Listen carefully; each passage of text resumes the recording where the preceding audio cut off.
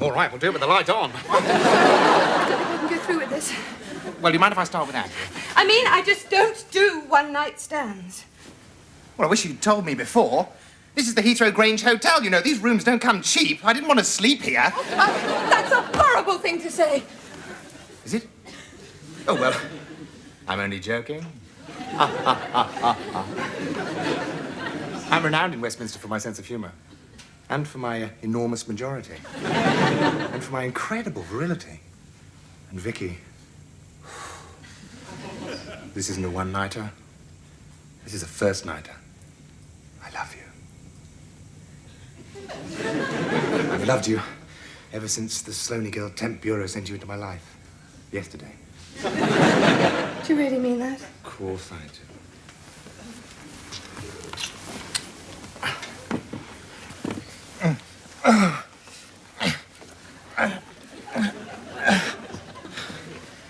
How was it for you?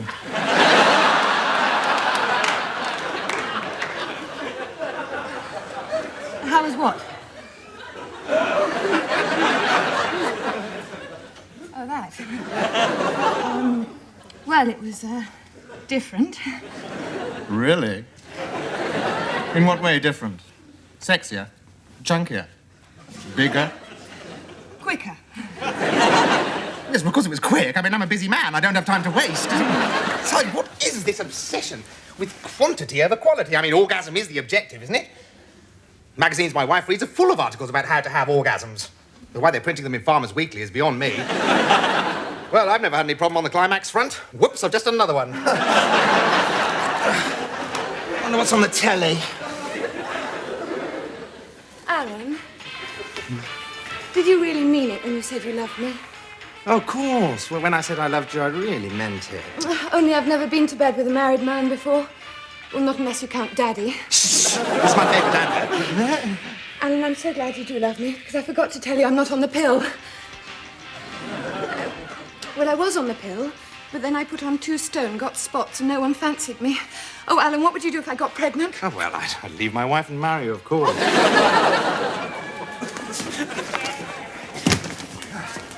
Thanks for keeping my place, Piers. Overslept. You know what it's like when you're in the sack all night, boffing some insatiable little sex pot. And, of course, you wouldn't know what that's like at all, would you? Hey, bastard, there is a queue here, you know. It's all right, Crippen. It's an airliner, not a corporation tram. There are plenty of seats for everyone. Though why you're going to a conference on farming is beyond me. You represent an inner-city slum, don't you? Even my constituents are allowed to eat. Are they? What a shame. If this terminal wasn't patrolled by heavily armed members of your anti-terrorist squad, I'd give you a good smack for that. Well, there you are, you see. There's the voice of the modern Labour Party. Thinly veiled political thuggery. Do you like hospital food, pal? I love it, but then, of course, I'm in Bupa. Oh, good morning. Good morning. And your passport, please, Herr Bestard.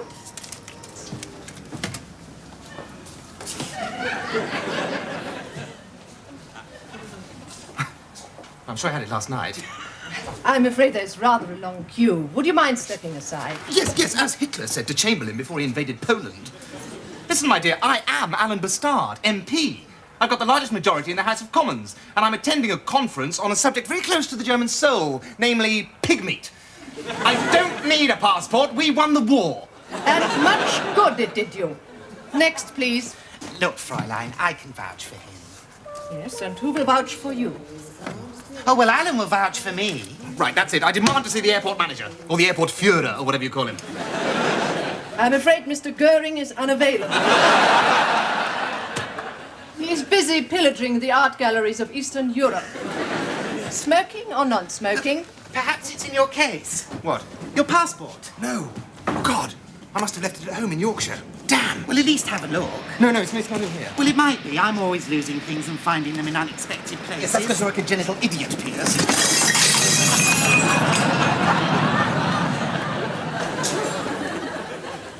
200,000 shares in Ocelot Motors. I can't believe it. At today's share price, you're virtually a millionaire. And it couldn't have happened to a nicer person. Yes, it could. But I'm glad it didn't. I hardly even knew Uncle Luke. I never imagined he was still alive. He isn't. No, of course not. Poor old Stiffy. Where are you going? To work, darling.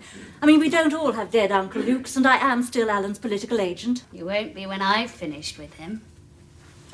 What on earth do you mean by that? I can afford to leave him now. Nice, messy divorce with lots of unwelcome publicity for him. Aren't you being a little vindictive, darling? Yeah, he deserves it. He cheats on me. We cheat on him. That's different. We love each other. And then, when they found out that Piers' AIDS test was positive, they sent us all home. Yes, that's the one. Of course, it's simple. Like Piers.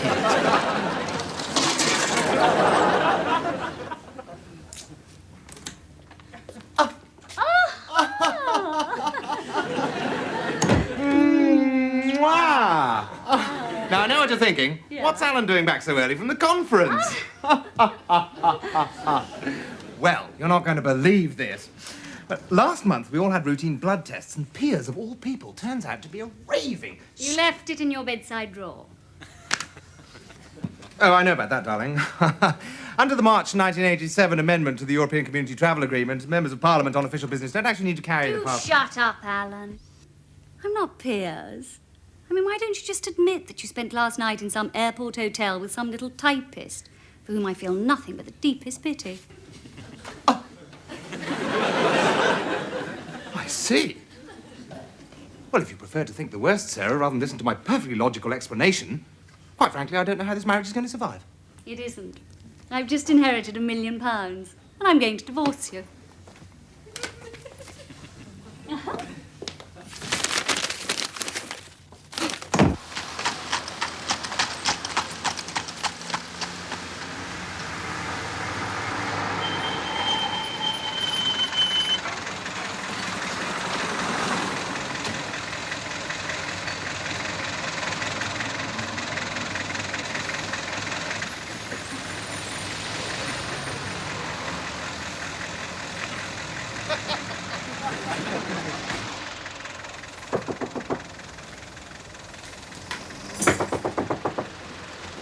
Yes?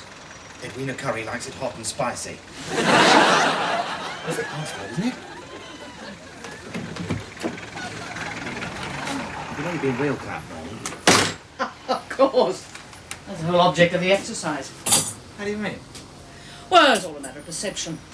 You see a clapped-out ambulance immobilised by vindictive traffic wardens. I see 100 square feet of prime office space in Park Lane, £50 a day and no rate. Now, about your divorce. Are you wearing makeup? Just a hint of mascara. That's very nice. It suits you. Sorry, go on, Norman. Well, as soon as you told me about the divorce, I transferred all your assets to the one country where even the bank accounts of known criminals are safe from official scrutiny. Vatican City. Precisely. So your wife won't be able to get her hands on a penny. Well, that's very good, Norman, but the problem isn't my money. You see, Sarah has inherited a major stake in Ocelot Motors. That's why she can afford to divorce me. I see. Well, if she's not after your money, it doesn't matter if she leaves you, does it? And if I were your wife... Listen, I am only MP for Halton Price because Sarah's father controls the local Conservative Party. The second we're divorced, I'll be out on my arse, with about as much chance of finding another seat as a deaf kid in a game of musical chairs. I see. It's serious then. And I suppose you want me to come up with some ingenious solution. And I suppose you want me to continue paying for your sex change treatment.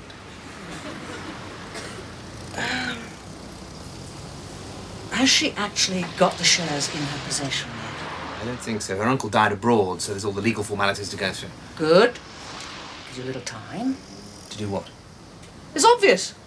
Destroy the company. Look, drink a bottle of gin and have a very hot bath. And if that doesn't work, then call me tomorrow. No, of course I don't love you. Grow up, Victoria.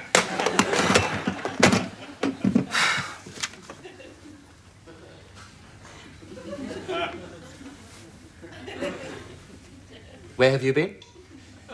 I sent you to the library an hour ago. Have you been wasting your time voting? Sorry, Alan. The photocopy machine broke down and I had to wait for the man. Well, you should have copied it out by hand then, shouldn't you?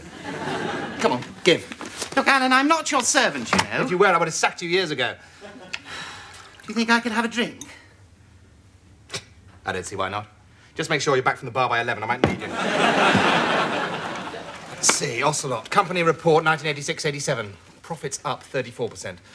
Dividends up 42%. Exports up 61%. Workforce up by 3,500. Makes you proud to be British, doesn't it? Shut up, Piers.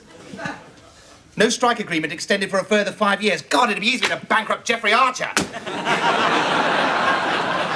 Listen to this. The latest Ocelot 3.8 turbo supercat built at their new £200 million factory in Bramall is a world beater. My test model sleekly muscled its way from 0 to 60 in 7.5 seconds. Gosh, I wish I had one. What are you talking about? Oh, no. It's not me. It's Annika Rice, writing in this issue of Yuppie Car. I wish I was a yuppie. What does yuppie actually mean, Alan? Yuppie, Piers, is short for useless pill. So you are one already, aren't you? Congratulations. Don't be so spiteful, Alan. Wait a minute. Where did you say that Ocelot had built their new factory? Not telling you. How? No, please. There it is. Bramall. Bramall? But that's in Cribbine's constituency. Piers, you're a genius. Come on, we're going to break into the Prime Minister's office. Right. No. I draw the line there, Alan. I know you talk me into all sorts of things because I'm frightened of you, but I'm more frightened of her. Piers, if you help me, I'll get you one of those new Ocelot supercats. Really? Do you promise? No. But I promise that if you don't help me, I won't get you one.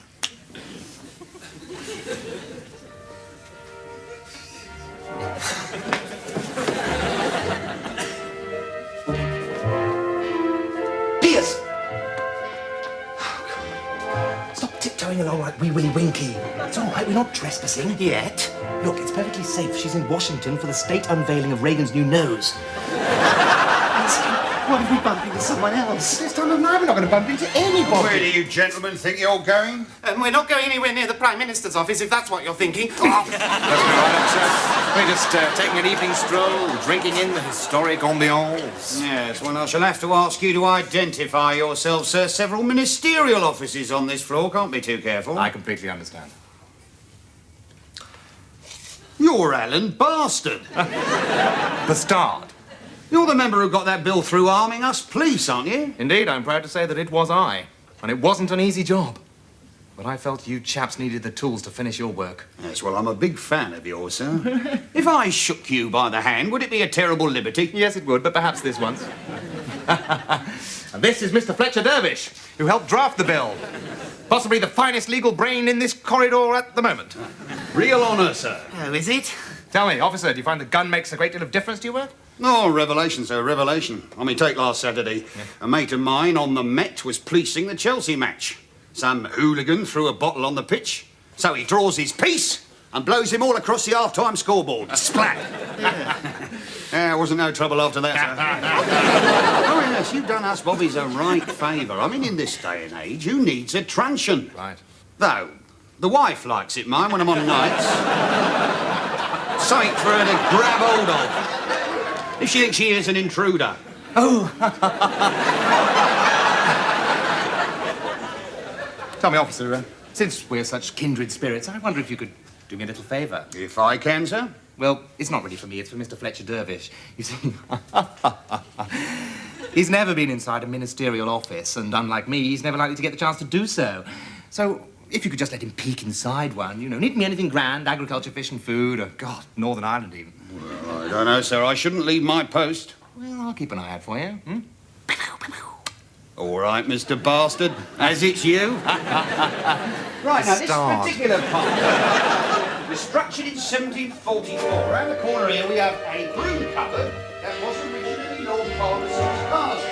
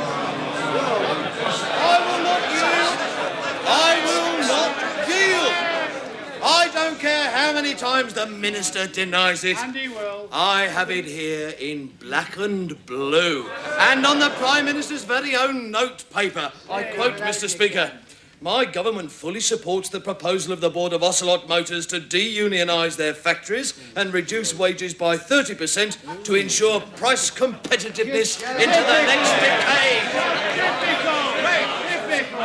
I don't know where the honourable member for Bramhall obtained this ridiculous piece of misinformation. And I'm not telling you, pal. But it is clearly a forgery.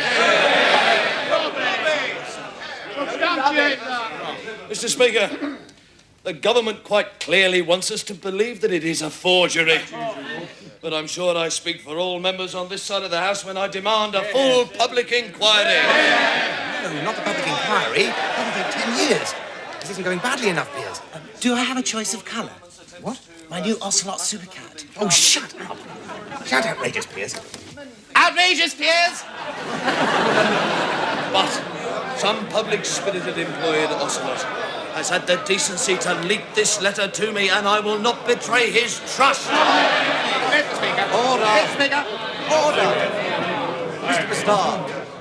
I will briefly yield to the honourable member for Halton Price, Mr. Speaker, because it's always interesting to hear the crypto-fascist ravings of the loony right. Although I doubt that even he can worm his way out of this scandalous conspiracy. Order. Au contraire, Mr. Speaker. Which I translate as "that's what you think," for the benefit of the member for Bramhall, who probably never went to school. And I'm sure that I speak for all members of this side of the House when I say that we are sick and tired of this sort of lefty trot whinging. I mean, it's, with the greatest respect, it is not as if the average car worker has the taste or intelligence to spend his outrageously high weekly pay packet on anything more worthwhile than pigeons and whippets and brown ale and oven-ready chips. Mr. Speaker, that is outrageous. I myself am a member of the National Union of Car Workers, and I have the privilege to represent that body in this august chamber. But because of him, I shall demand that the Executive Committee recommend a secret ballot for industrial action to be taken unless the scumbag opposite does not withdraw that application. Industrial action. Mr. Crippin's answer to everything. Here we are, dealing with a man whose family history shows that he's related to a very dubious member of the medical profession. That's it, I shall demand a strike of all car workers in Britain as from Monday, unless Bastard withdraws that vicious slander. Keep your hair on, Crippin.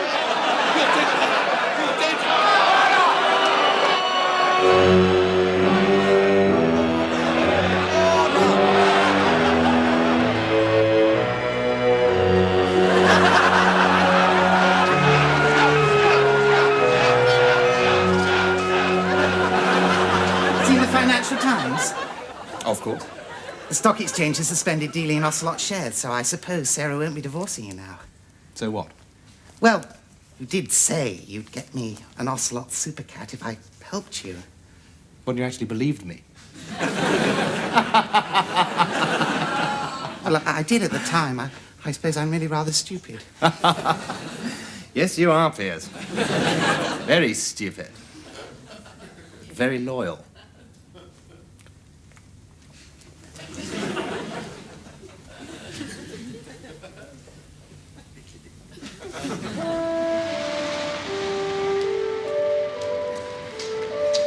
There she is.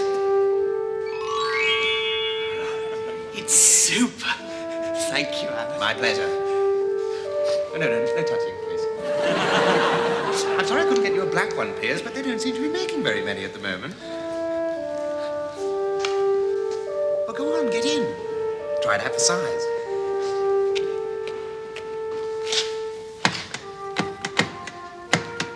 The door won't open, Alan.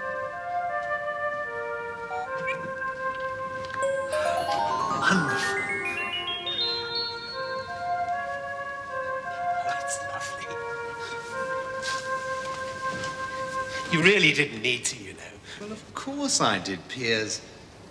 You've been my loyal and devoted servant. It's the very least I could do. I just don't know how to thank you. Well, don't thank me. Thank Hertz. I gave him your credit card number. It's £150 a day, or £975 for the whole week. You bastard, Alan! Bastard.